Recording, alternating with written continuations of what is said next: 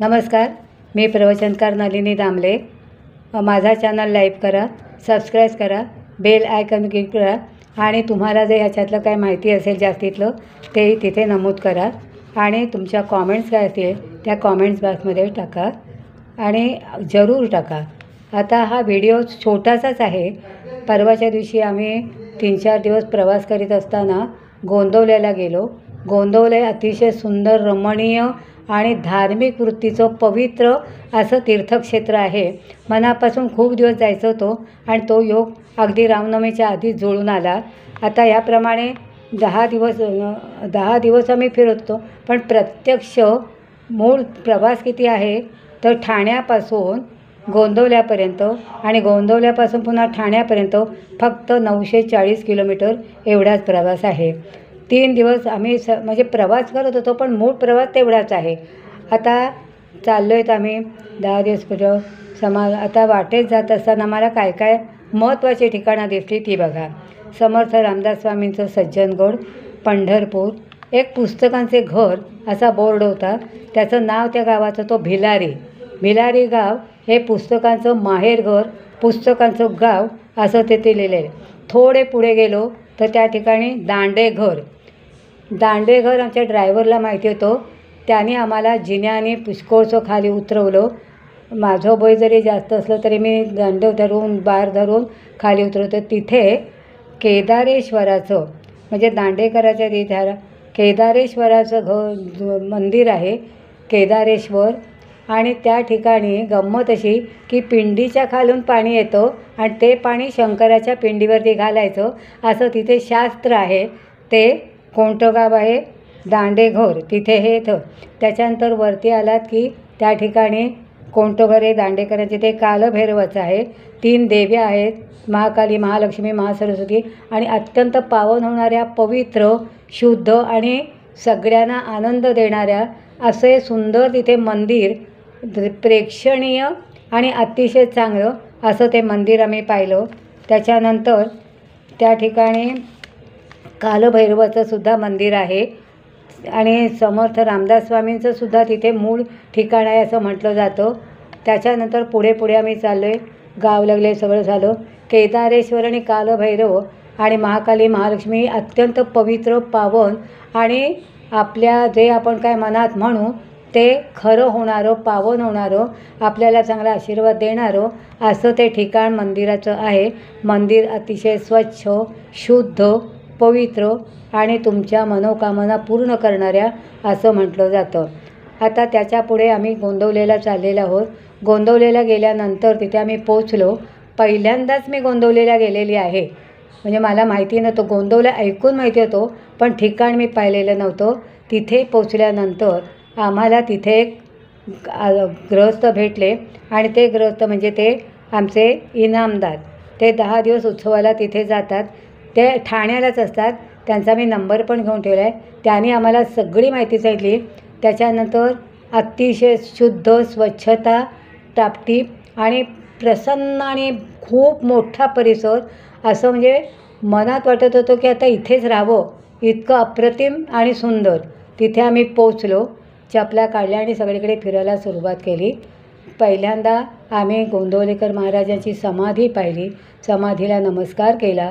त्या समाधीच्या वरती त्यांची सुंदर अशी मूर्ती आहे, हारबीर घातलेले आणि नमस्कार करून त्या ठिकाणी मोठाच्या मोठा हॉल आहे, खुर्च्या वगैरे मांडलेल्या आहेत प्रत्येक ठिकाणी। त्याच्या पुढे गेल्यानंतर सुद्धा एक मोठा हॉल आहे आणि जप करण्यासाठी, ध्यानधारणा करण्यासाठी पण तिथे असा मोठा हॉल आहे। आम्ही पहिल्यांदा त्यांना तिथे नमस्कार केला, समाधीच्या तिथे वरती मूर्ती होती त्याला नमस्कार केला आणि त्यांच्या डाव्या बाजूला एक 10-15 पावलांवरती त्यांच्या मातोश्रींचं मंदिर आहे, ते पण आणि पाहिलं। आणि मग आम्ही इतर सगळीकडे तिथे ठिकाणं जे काय आहेत ती पाहत होतो। त्याच्यानंतर ते पाहिल्यानंतर तिथे एक आम्हाला गृहस्थ भेटले आणि ते म्हणजे तिथे एक आजोबा होते। ते आम्हाला म्हणाले, थांबा इकडे मी तुम्हाला एक दाखवतो आणि ते तुम्हाला पाहिल्यानंतर आश्चर्य वाटेल। म्हटलं आता आपण जाऊया, ते बोलवत आहे तितकं सगळं। आम्ही त्या मंदिरामध्ये गेलो। तिथे जप करण्याचं आणि ध्यान करण्याचं मोठं असं मोठा हॉल आहे, खुर्च्या मांडलेल्या आहेत, पुढे आसनं घातलेली आहेत, सगळ्या सुखसोयीने युक्त, म्हणजे कुणाला खाली बसता येत नाही, खुर्चीवर बसा, पण एक माळ तरी जपाची तिथे करा असं स्वामीने सांगितलेलं आहे गोंदवलेकर महाराजांनी त्यावेळेला. आता ते सगळं आम्ही पाहत असताना तिथे 3 मूर्ती आहेत. पहिली आहे ती स्वामींची म्हणजे गोंदवलेकर महाराजांचा मोठा फोटो आहे. त्याच्यानंतर पुसटचा असा फोटो आहे. त्याच्या पुढे गेल्यानंतर एक जे आहे ते तिथे गोंदवल्याला स्वयंपाकी त्यांचं नाव आहे जनार्दन स्वामी, ब्रह्मानंद स्वामी. ते ब्रह्मानंद स्वामी ते सुद्धा तिथे कसे आलेत त्याची एक मोठी गोष्ट आहे, ती ऐका. ते एकदा असे दर्शनाला गेलेले होते आणि दर्शनाला गेलेले असताना त्यांनी प्रसाद मागितला. तर आता तिथे त्या प्रसाद देणाऱ्यांनी, प्रसाद म्हणजे जेवण असतं तिथे. आता 2 वाजेपर्यंत जेवण असतं. जेवण काय तर भात, आमटी, गोडाचा सुंदर असा शिरा आणि दुसरं काहीतरी तोंडी लावायला. पोळी बिळी तिथे मिळणार नाही, पण अतिशय म्हणजे त्या आमटीची चव तुम्ही आयुष्यात घेतलेली नसेल इतकी सुंदर आमटी त्या ठिकाणी, भात बीत आणि प्रसन्नपणे समाधानाने तो आपण प्रसाद म्हणून घेतो आणि आपल्याला अतिशय आनंद. ताक भरपूर असतं तिथे. 2 वाट्या घ्या, 3 वाट्या घ्या, असा सगळा आनंद तिथे आपण जेवणाचा घ्यायचा असतो. तो घेतला. नंतर त्याने आम्हाला असं ते ब्रह्मानंद स्वामी ते कसे तिथे स्वयंपाकाचे आले म्हणून एकदा ते असे फिरत फिरत त्या ठिकाणी आलेले होते. तिथे आल्यानंतर सगळं त्यांनी परिसर पाहिला. परिसर खूप मोठा आणि सुंदर आहे. असं वाटतं की तिथून परत येऊच नाही आहे, इतकं सगळं छान प्रसन्न आणि पवित्र असं सगळं आहे. ते तिथे असताना प्रसाद मागितला तर त्याने प्रसाद संपला तर जा म्हणून ते आणि त्यांच्याबरोबर एक स्नेही होते ते निघाले जायला. स्वामींच्या लक्षात आलं. त्यांनी सांगितलं ताबडतोब त्यांना बोलवून आणा. ते त्यांच्या पाठीमागनं गेले, त्यांना बोलवून आणलं. त्यांना सांगितलं ह्यांना पोटभर जेवायला वाढा. आणि त्या दिवसापासून ते ब्रह्मानंद स्वामी तिथे स्वयंपाकी म्हणून राहिले. ते स्वयंपाकी म्हणजे मी आता सांगितलं की एक स्वामींचा फोटो, एक दुसरा फोटो आणि तो ब्रह्मानंद स्वामींचा फोटो, असे 3 मोठे हॉलमध्ये फोटो लावले. असे स्टेज उंच त्याच्यावरती फोटो लावलेले आहेत. पहिले स्वामी, मी हात दाखवते पण खूप मोठाले फोटो आहेत, मध्ये एक फोटो आणि त्याच्यानंतर ब्रह्मानंद स्वामींचा. आता तिथे गंमत असे ते आम्ही आजोबांनी आम्हाला दाखवलं. आम्हाला माहिती नव्हतं, पण त्या आजोबांचे मी शतशः आभार मानते. त्यांना 10 वेळा मी नमस्कार करते, कारण त्यांनी आम्हाला किती छान गोष्टी सांगितल्या. ते म्हणाले आता तुम्ही इकडे या. ब्रह्मानंद स्वामींच्या त्या स्टेज असतं म्हणजे तिथे आम्ही खालीच उभे राहिलो आणि म्हणाले तुम्ही त्या मधल्या फोटोकडे बघा. त्या मधल्या फोटोकडे बघितलं, अंधुक फोटो आहे तिथे, तुम्ही गेल्यानंतर जरूर पहा. तिथे तुम्हाला समर्थ रामदास स्वामी दिसतात. आता म्हणाले झालं काय तुम्हाला दिसलं ते तुम्ही लक्षात ठेवा. त्याच्यानंतर त्याने आता इकडे या. मग गोंदवलेकर महाराजांचा जिथे स्टॅच्यू म्हणजे हा आहे मूर्ती आहे त्या ठिकाणाहून आम्ही बघितलं त्याच फोटोकडे अंधू तिथे मारुतीराया, प्रसन्न मारुतीराया, काय किमया असेल ती बघा. तुम्ही कधी गेलात तरी तिथे ते पहा. असं सुंदर म्हणजे अनपेक्षित, कल्पना करू शकत नाही असं काही सुंदर आम्हाला ते पवित्र स्थान पाहायला मिळालं. आम्ही नमस्कार केला आणि त्या गृहस्थांच्या पाया पडलो, नतमस्तक झालो, कारण आम्हाला तुम्ही किती छान सगळं दाखवलं. आणि ते पुढे म्हणजे सगळं पाहिलं आणि नतमस्तक होऊन आम्ही प्रार्थना केली की हे रामा आम्हाला पण जरा सद्बुद्धी दे. आता पुढे थोडंसं गेल्यानंतर मोठं घर म्हणजे मोठं मंदिर रामाचं आहे तिथे. तर रामाचं मंदिराचं एक वैशिष्ट्य म्हणजे ज्या वेळेला गोंदवलेकर महाराज समाधी घ्यायला निघाले त्यावेळेला रामाच्या डोळ्यातनं पाणी यायला लागलं. कारण ते म्हणतात अरे तू जाऊ नको, माझी सेवा कोण करणार, मला कोण सांभाळणार आणि तू समाधी घेऊ नकोस. पण त्यांना समाधी घेणं क्रमप्राप्तच होतो. ठरल्याप्रमाणे ते समाधी घ्यायला चाललेले आहेत. रामाने त्यांना आशीर्वाद दिला आणि त्यावेळेला रामाच्या डोळ्यातनं पाणी म्हणजे भक्त इतकाच पवित्र आणि शुद्ध आणि खरोखरीच अंतःकरणापासून सेवा करणारा देवाची असेल तर देवालासुद्धा तो आपल्याजवळ राहावा असं वाटतं. हे एक अत्यंत मोलाचं उदाहरण आहे. कुठे या गोंदवलेकर महाराजांच्या जवळ माझ्यासुद्धा त्यावेळेला खरंच डोळ्यातनं पाणी आलं की इतकी पवित्र भूमी, इतकी पवित्र माणसं आणि इतकी सज्जनतेने कामं करणारी अशी जी मंडळी आहेत त्याच्यात आपण की झाडकी पत्ती आहोत. शपथ आपल्यालाच आपलं वाटतं की आपण किती, आपल्याला काही अक्कल नाही, काही कळत नाही, आपण उगाचच मोठमोठ्याला रामाच्या गोष्टी मांडत असतो, बोलत असतो. पण खरा तो राम आहे, खरा जे त्यांचे सेवक आहेत ते समाधी घ्यायला निघाले. त्याच्या पुढे समाधी घ्यायला निघाले. त्यांच्या डोळ्यातनं रामाच्या पाणी आला. तू जाऊ नकोस, माझी सेवा कोण करणार आहे असं त्याने सांगितलं. आणि पण ते झालं, ते शक्यच नव्हतं. आणि समर्थ हे सगळं झालं आणि ते तिथून समाधी घ्यायला निघाले. त्यांची समाधीचं मंदिर आहे, ते अतिशय सुंदर आहे. तिथे 1 माळ तरी बसून जप करायची असा तिथे नियम आहे. प्रसाद घ्यायचा आणि प्रसाद घेतल्यानंतर पुढे जायचं. त्याच्यानंतर तिथे कसला सौदा नाही, कसली पुस्तकं विकायला नाही, खेळणी काही नाही, वस्तू काही नाही, फोटो, फक्त प्रामाणिकपणे नमस्कार करायचा आणि त्यांचं नामस्मरण करायचं. ते रामाचं मंदिरसुद्धा इतकं सुंदर आहे. त्या रामाच्या डोळ्यातनं पाणी यायला लागलं. भक्त त्यांचा निघाला म्हणून काय किमया असेल ना, ते बघितलं ना की असं होतं, अरे आपण काय माणसं, काय भांडतो, काय फिरतो, काय मजा मारतो, काय करतो काय आपण, इतकं वाईट वाटतं ना. आणि मग असं वाटतं की आपण हे आता परमेश्वराची सेवा करायला करतोच आपण, नाही करत असं अजिबात नाही, पण अजून थोडी भर पडून त्यात आपण छानपैकी सगळं काही करावं असं वाटतं. आणि गोंदवल्याचे ते असे आहे, सार्थ रामदास स्वामी वगैरे सगळं. आणि त्याच्यानंतर आम्ही नमस्कार करून प्रसाद घेऊन पाया पडून सगळं झाल्यानंतर आम्ही तिथून निघालो. तिथून वाईला आलो. वाईला आल्यानंतर नाना फडणवीस तुम्हाला माहिती आहे सगळ्यांना इतिहासातले, त्यांचा मोठा वाडा आहे वाईला, तो पाहिला. तिथे देवळं पण पुष्कळ आहेत. वाड्याच्या नंतर अजूनही काही ठिकाणं पाहिली. आणि तिथे गोंदवल्याच्या तिथून निघाल्यानंतर फडणवीसाचा वाडा, नरसिंह आणि लक्ष्मी यांचं मंदिर आहे तिथे. नरसिंह आपल्याला माहितीच आहे, त्यांचं मंदिर आहे. आणि गोंदवल्यावर निघाल्यानंतर आम्ही तिथे धोम धरणाच्या तिथे आलो. धोम धरणाच्या तिथेच काय आहे, फडणवीसाचा वाडा, नरसिंह लक्ष्मी मंदिर आहे तिथे. आणि अशा पद्धतीने या सगळा परिसर इतका संपन्न आणि भारावलेला देवाच्या, म्हणजे देवच तिथे आहेत असं वाटतं की इथे सगळीकडे असं आनंद आहे. तिथे एक धोम धरण आहे, धोम धरणाचं नाव.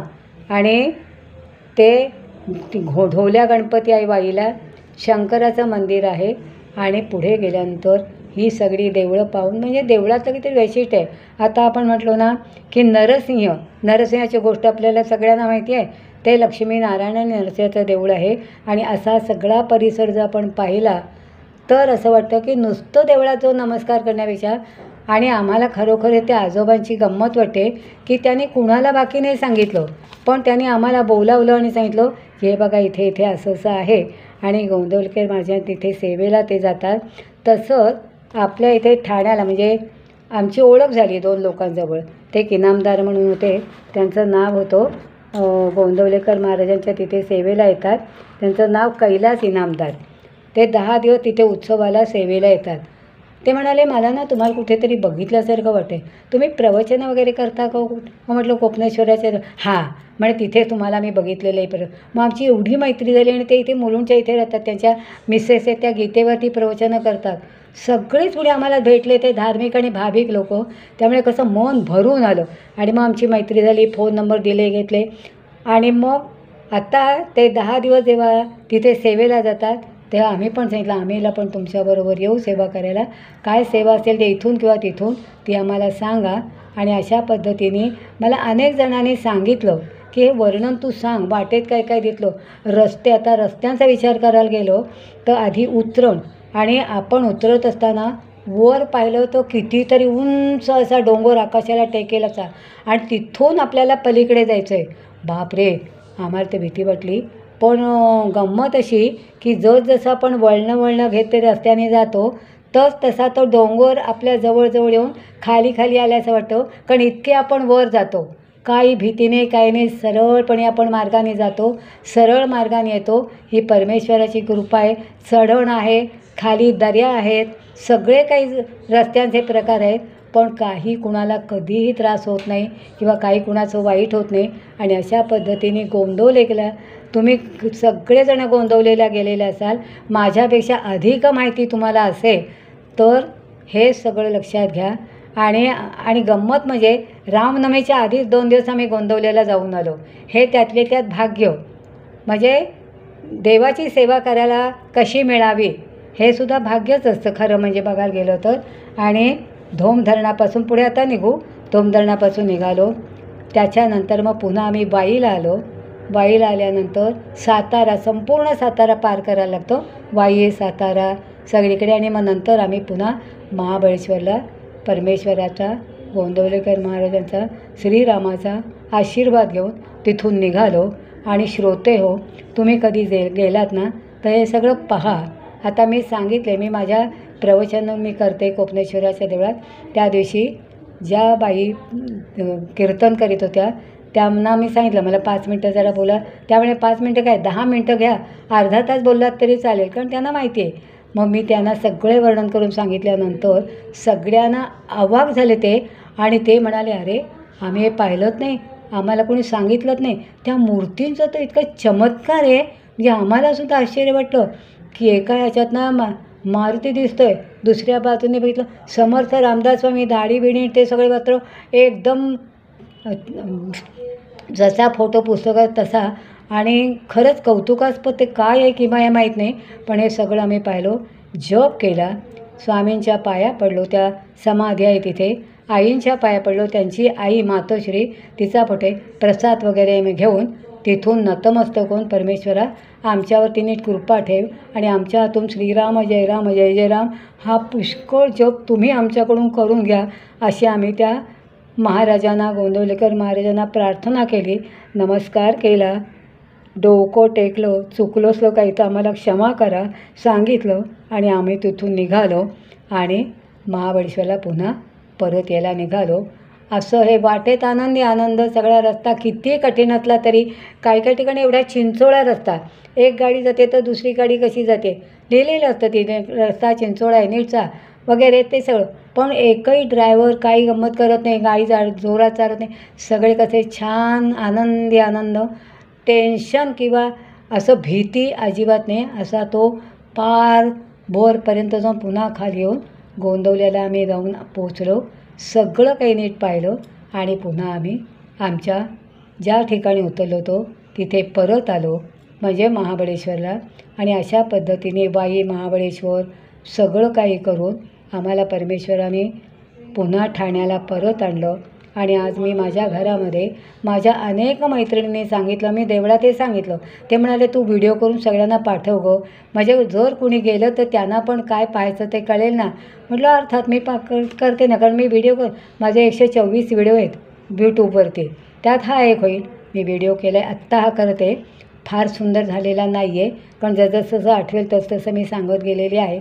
पण काही मात्र बोगनवेलीची तिथे झाडं आणि फुलं इतकी आहेत की सगळ्या तऱ्हेची रंगाची बोगनवेली.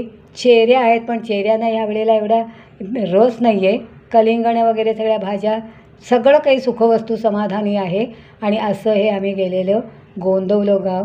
आणि गोंदवल्याचे महाराज, गोंदवले महाराज आणि श्रीराम जयराम हे सगळे जे आहेत ते अवर्णनीय असंच सगळं आहे बघायला मिळालं. तर अशा पद्धतीने आपण हे जे सगळं आहे ते आपण पाहिलं आहे. आणि शेवटी आपण रामाला प्रार्थना करूया की हे रामा आम्हाला काय दे, ते रामाची सेवा. रामाची सेवा इथे माझ्याकडे भरपूर पुस्तकं आहेत रामाची, रामरक्षेची. आणि मग शेवट काय म्हणायचं, राम नाम नौका, आम्हाला या नौकेतून तू होऊन जा. तर काय रामनौका आहे ती आपण ऐकूया.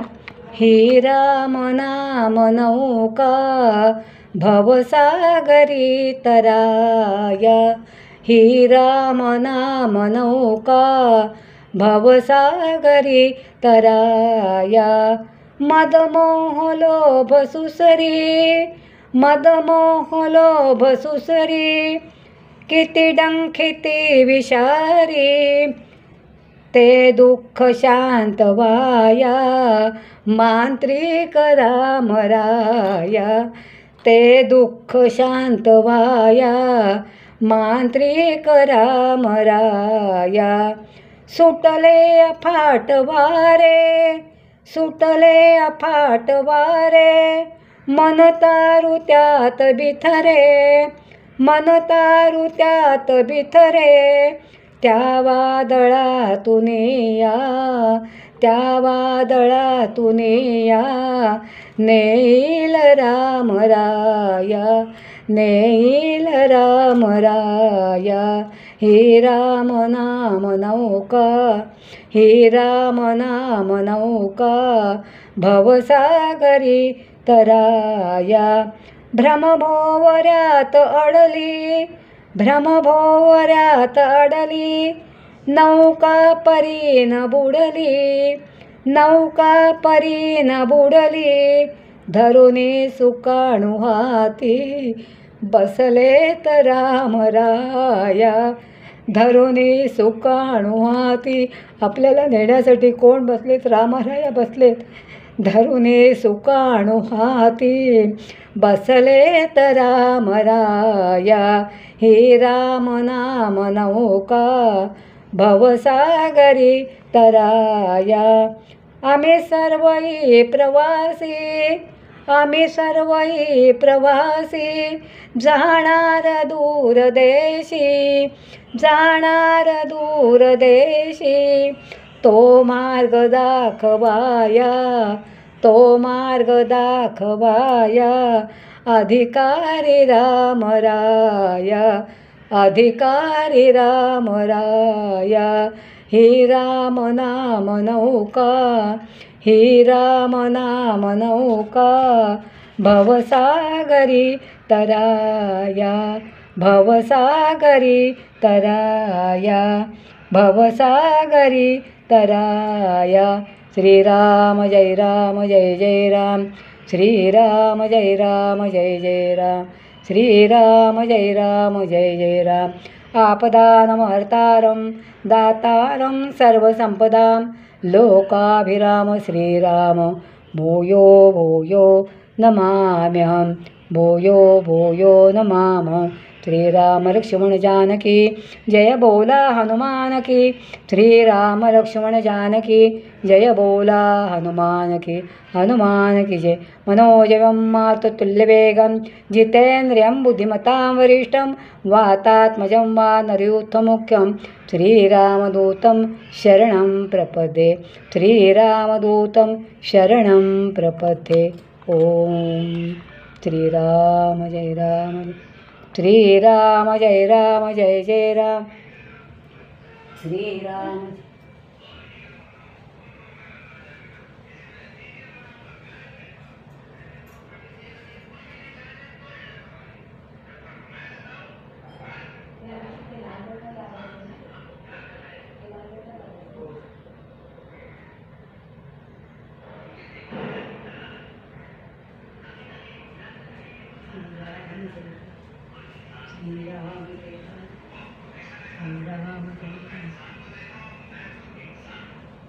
श्रोते हो,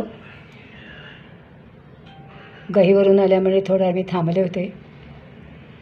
ही रामरक्षा आणि आपण रोज म्हणत चला रामरक्षा करते. लहान मुलांनासुद्धा मला आठवण लहानपणी आमची लहान भावंड असायची. आई संध्याकाळचा दिवा लावल्यानंतर हातामध्ये अंगारा घेऊन रामरक्षा म्हणायची. तिच्याबरोबर आम्हाला येईल तेवढी आम्ही म्हणायचो आणि तो अंगारा लहान मुलापासून सगळ्यांना आई लावायची. म्हणजे लहान मुलांवरती सुद्धा रामरक्षेचे संस्कार त्या काळी कसे झालेले होते. मला असं वाटतं, मला एकच सांगायचं आहे की आत्तासुद्धा काही घरामध्ये रामरक्षा मारुती स्तोत्र म्हटलं जातं, नाही असं नाही. पण जिथे म्हटलं जात नसेल तिथे संध्याकाळ झाल्यावर पालकांनी स्वतः रामरक्षा म्हणावी.